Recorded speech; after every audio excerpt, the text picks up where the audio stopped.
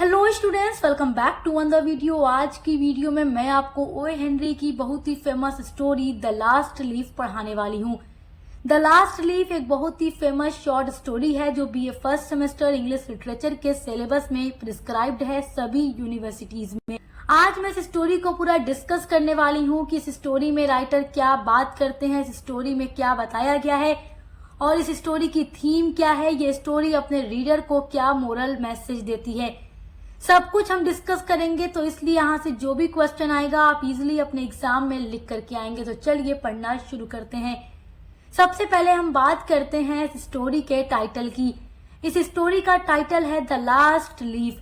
Last का मतलब होता है आखिरी, लीफ यानी पत्ती, यानी आखिरी पत्ती, पेड़ पर लटकने वाली आखिरी पत्ते की यहाँ पर बात हो रही है। देखिए, ये कहानी हमें उम्मीद, दोस्ती, प्यार, त्याग और इंसानियत के बारे में सिखाती है। इस स्टोरी के राइटर ओ हेनरी ये कहना चाहते हैं कि अगर इंसान के मन में उम्मीद बनी रहे तो वो बड़ी से बड़ी मुश्किल का भी सामना कर सकता है। तो चलिए अब बात करते हैं मेन स्टोरी के प्लॉट की। प्लॉट का मतलब इस स्टोरी में क्या बात की है राइटर ने। इस कहानी की शुरुआत होती है न्यूयॉर्क शहर के ग्रीनविच विलेज से। ग्रीनविच विलेज में दो लड़कियां रहती हैं जो कि बेस्ट फ्रेंड हैं। उस दो लड़कियों में से एक का नाम है सू और दूसरी का नाम है जॉन्सी, और दोनों ही एक ही फ्लैट में शेयर करके एक साथ रहती हैं। दोनों ही आर्टिस्ट हैं, यानी कि पेंटिंग बनाती हैं और अपने सपनों को पूरा करने के लिए दिन रात मेहनत करती हैं। उनकी फ्रेंडशिप कुछ इस तरीके की है कि दोनों की जो चॉइस है या हर एक चीज दोनों की सेम होती है, मतलब दोनों इतना ज्यादा एक दूसरे से प्यार करती हैं। देखिए, एक दिन जॉन्सी की तबीयत खराब हो जाती है और उसको निमोनिया हो जाता है। तो उसकी दोस्त जो सू है वो बहुत ज्यादा परेशान हो जाती है और वो डॉक्टर को बुलाती है। डॉक्टर उसका इलाज करते हैं, लेकिन फिर भी जॉन्सी ठीक नहीं होती।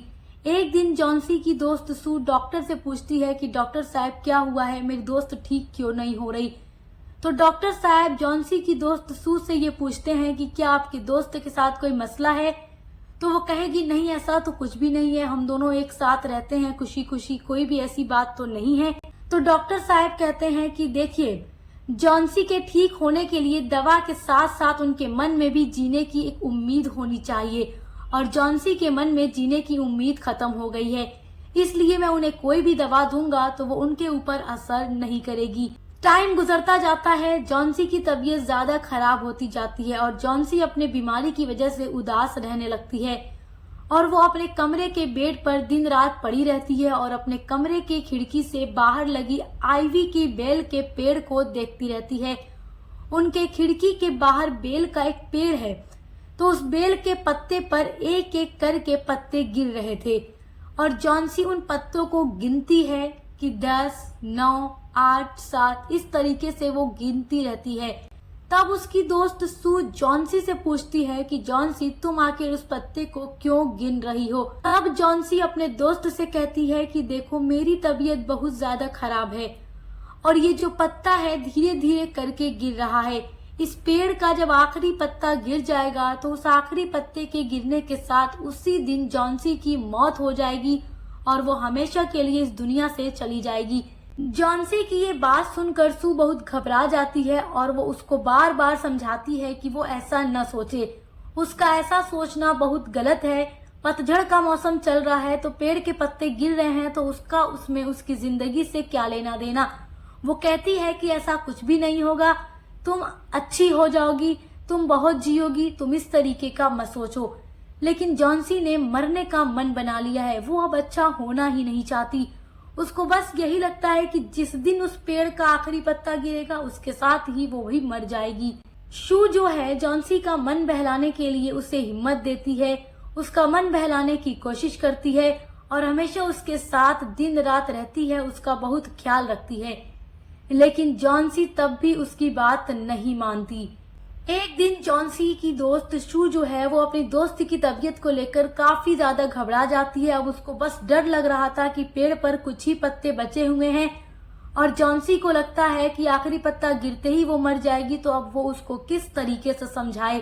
तब उसकी दोस्त उससे कहती है कि क्या तुम मेरी एक बात मानोगी जॉन्सी, मैं इस कमरे में पेंटिंग करना चाहती हूँ और मुझे रोशनी की जरूरत है, इसलिए तुम बेड पर लेटकर आराम से सो जाओ और मैं अपनी पेंटिंग बना लूं। तो वो अपनी दोस्त की बात मानकर तो लेट जाती है, लेकिन बार बार उसे ऐसा लग रहा था कि पेड़ का आखिरी पत्ता गिरेगा, जिसको वो देखने के लिए उठती रहती है। तो अब देखिए क्या होता है। सू बार बार जॉन्सी की ये हरकत देखती है और परेशान होकर एक बूढ़े आदमी के पास जाती है, जो 60 साल का बूढ़ा आदमी है, जिसका नाम है बेहरमैन। देखिए, जॉन्सी और सू जिस फ्लैट में एक साथ शेयर करके रहती हैं, उसी बिल्डिंग के ग्राउंड फ्लोर पर एक बेहरमैन नाम का 60 साल का बूढ़ा पेंटर रहता है। वो भी पेंटिंग बनाता है। वो 60 साल का हो गया है, लेकिन उसका सपना आज भी नहीं पूरा हुआ कि वो एक ऐसी पेंटिंग बनाए जिसे लोग हमेशा याद रखें, जो एक मास्टरपीस पेंटिंग हो। उसको यकीन है कि वो एक न एक दिन ऐसी पेंटिंग जरूर बना लेगा जो मास्टरपीस हो। तो सू जो है उसी बेहरमैन के पास जाती है और जाकर उसे जॉन्सी की हालत के बारे में बताती है। जब बेहरमैन उसके बारे में ये सोचता है तो वो जॉन्सी के लिए बहुत उदास हो जाता है। अब देखिए क्या होता है। उस रात बहुत तेज बारिश होती है और ठंडी हवा चलती है और सभी लोगों को लगता है कि सुबह तक बेल का आखिरी पत्ता भी गिर जाएगा। अब बेहरमैन और सू काफी ज्यादा घबराते हैं कि जब बेल का आखिरी पत्ता तेज हवा से गिर जाएगा तो जॉन्सी को पूरी तरीके से लगेगा कि वो मर जाएगी और फिर वो कभी अच्छी नहीं होगी। अब देखिए, बेहरमैन के मन में एक ख्याल आता है। अब वो चुपचाप घर से बाहर निकलता है और रात में एक ऐसा पत्ता बना देता है जो बिल्कुल दिखने में असली जैसा दिखता है। मतलब कि बेल का पत्ता जो लटक रहा था, ठीक उसके सामने की दीवार पर वो बेहरमैन आधी रात को ऐसा पेंटिंग बनाता है जो दिखने में असली लगे। अब अगली सुबह जब जॉन्सी सोकर उठती है तो उसने देखा कि वो पत्ता अभी भी वहां पर लटक रहा है। अब जॉन्सी को ये लगता है कि अभी तक वो जो सोच रही थी वो गलत थी। रात को इतनी तेज हवा चली, इतनी तेज हवा चलने के बाद भी वो पत्ता अभी तक पेड़ पर लटक रहा है, वो नहीं टूटा, वो नहीं गिरा, तो मैं कैसे मर सकती हूँ। अब उस पत्ते को लटकता हरा भरा देख जॉन्सी खुश होती है और अब उसको लगता है कि वो भी नहीं मरेगी। और इस तरीके से जॉन्सी की दोस्त सू भी बहुत खुश होती है। उसे लगा कि अगर ये पत्ता इतनी तेज हवा के बाद भी नहीं गिरा तो उसे भी हार नहीं माननी चाहिए। उसके मन में फिर से जीने की उम्मीद जाग गई। धीरे धीरे उसने खाना शुरू किया, दवाइयाँ खाना भी शुरू की और कुछ दिनों बाद वो पूरी तरीके से ठीक हो गई। लेकिन उस रात बारिश और ठंड में पेंटिंग बनाते समय बेहरमैन खुद निमोनिया का शिकार हो गया। कुछ दिनों बाद उसकी मौत हो गई।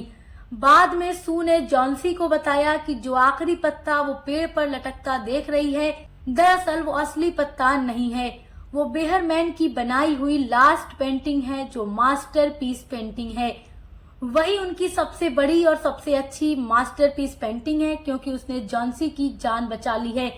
और इस तरीके से बेहरमैन खुद को त्याग देता है, अपने आप को सैक्रिफाइस कर देता है, अपनी लाइफ को सैक्रिफाइस कर देता है, लेकिन एक जवान लड़की की लाइफ को बचा लेता है।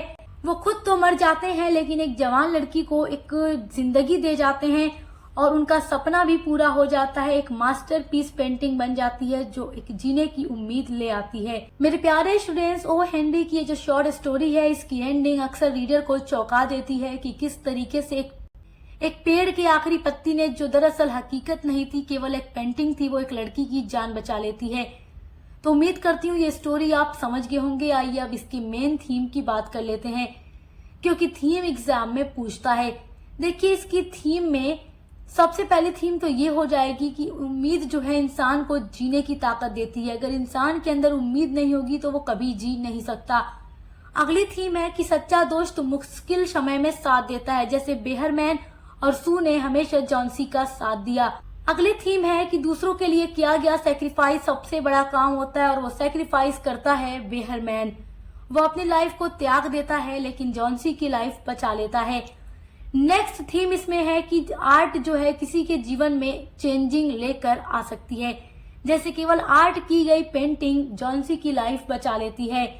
और नेक्स्ट थीम ये है कि पॉजिटिव सोच हमेशा इंसान के जीवन को बदल सकती है।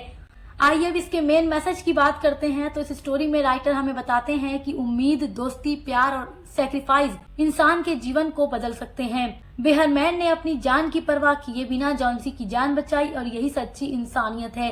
तो मेरे प्यारे स्टूडेंट्स, आई होप कि आप समझ गए होंगे कि द लास्ट लीफ स्टोरी कितनी ज्यादा अच्छी और इंटरेस्टिंग स्टोरी है।